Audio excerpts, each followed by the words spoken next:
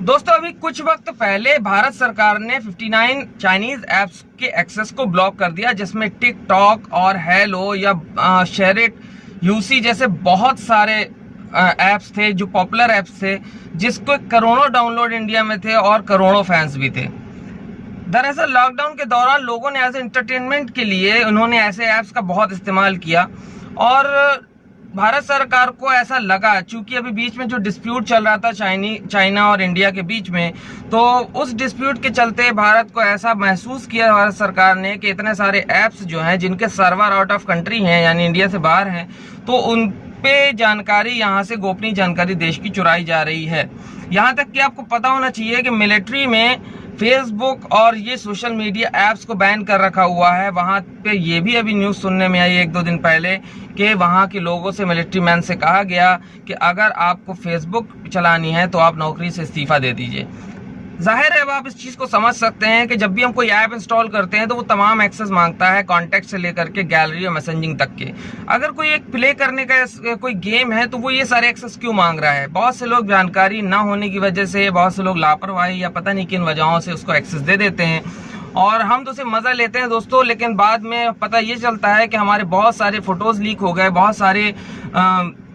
Videos leak हो गए, personal data चोरी हो गया। सपोज कीजिए हम तो एक आम इंसान है, लेकिन अगर कोई बहुत जुडिशरी से रिलेटेड कोई बंदा है या ऐसा सिविल सर्विसेज से रिलेटेड कोई बंदा है, डीएम है, कमिश्नर, कोई भी ऐसा बंदा है, और तो सोचिए उसके फ़ोन में कितनी गोपनीय जानकारियां रहती होंगी और इससे दूसरों का कितना फ़ायदा हो सकता होगा जो उनको नुकसान हमारे देश को पहुँचाना चाहे। तो इसी को ध्यान में रखते हुए गवर्नमेंट ने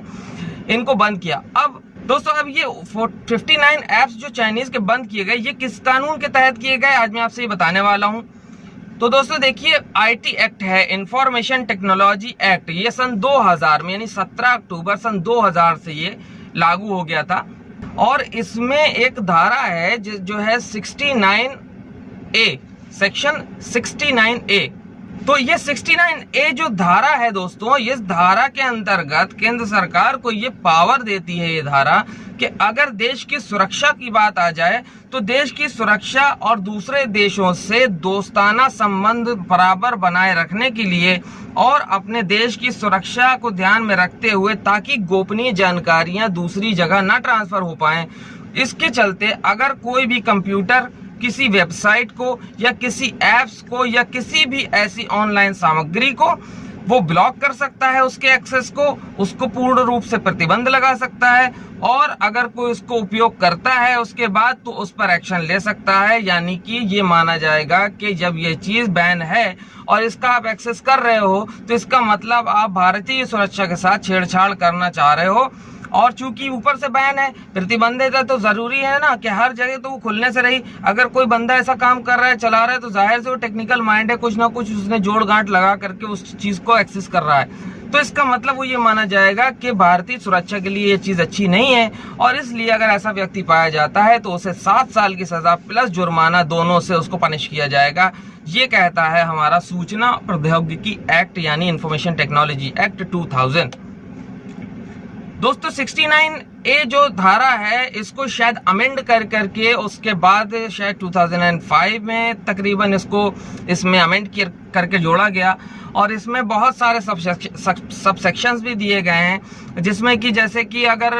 गवर्नमेंट को लगता है कि कोई साइट है जो ऐसी सामग्री उपलब्ध करा रही है या आपसे ऐसी जानकारी एकत्र कर रही है जो नहीं की जानी चाहिए थी, जैसे कि एक प्ले स्टोर कोई प्ले करने वाला गेम है, उस गेम को आपके कॉन्टेक्ट लिस्ट का या मैसेजिंग लिस्ट का एक्सेस करने की क्या ज़रूरत है, आपकी पर्सनल फाइल मैनेजर को एक्सेस करने की क्या ज़रूरत है। तो ऐसे जो सस्पिशियस चीज़ें हैं इसको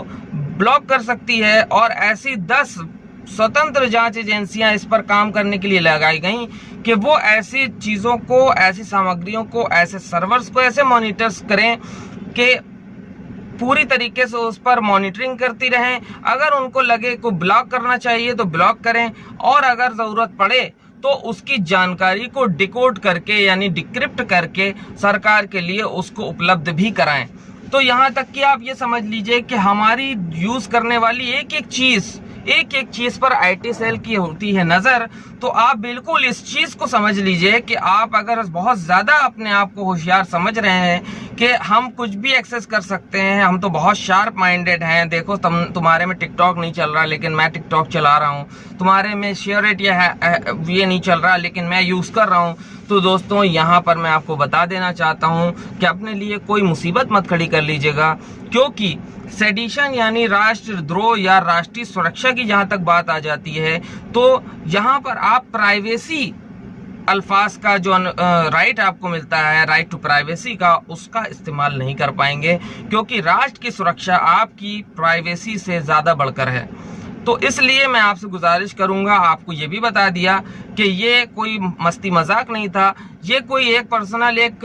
डिसीजन नहीं था गवर्नमेंट का कि उसके तहत उन्होंने मर्जी आई और 59 ऐप्स को ब्लॉक कर दिया। यानी कि ये पूरी एक एक्ट है और इस धारा के तहत 69A सेक्शन के तहत ये सारा प्रोसीजर किया गया है। और आपको ये भी साथ साथ बताया कि अगर इसके बाद ये बैंड ऐप्स को अगर कोई एक्सेस करता है तो अव्वल तो वो नॉर्मली नहीं कर पाएगा, लेकिन अगर वो कोई जोड़ गांठ करके या कोई टेक्निकल अपना माइंड या ट्रिक यूज करके ऐसा कुछ करता है तो इस बात को बिल्कुल तय मानिए कि वो अपराधी है, उसको पनिश किया जाएगा। आज नहीं तो कल ऐसे लोग पकड़ में आएंगे, चूंकि अभी बहुत सारे पेंडेमिक और ये कोरोना एपिडेमिक के चलते सब बिजी हैं, लेकिन कल को इस पर भी मॉनिटरिंग होगी और कहीं ऐसा ना हो कि आपकी इसी ज़्यादा होशियारी के चलते आपकी ज़िंदगी बर्बाद हो जाए। तो दोस्तों, मैं आपका दोस्त फरहान अख्तर, अगर वीडियो पसंद आया है तो इसको ज़्यादा से ज़्यादा शेयर कीजिए, लाइक कीजिए और कमेंट करके अपने सवाल भी पूछिए। मैं आपका दोस्त फरहान अख्तर एक बार से फिर इजाज़त लेता हूँ आपसे। Have a great day.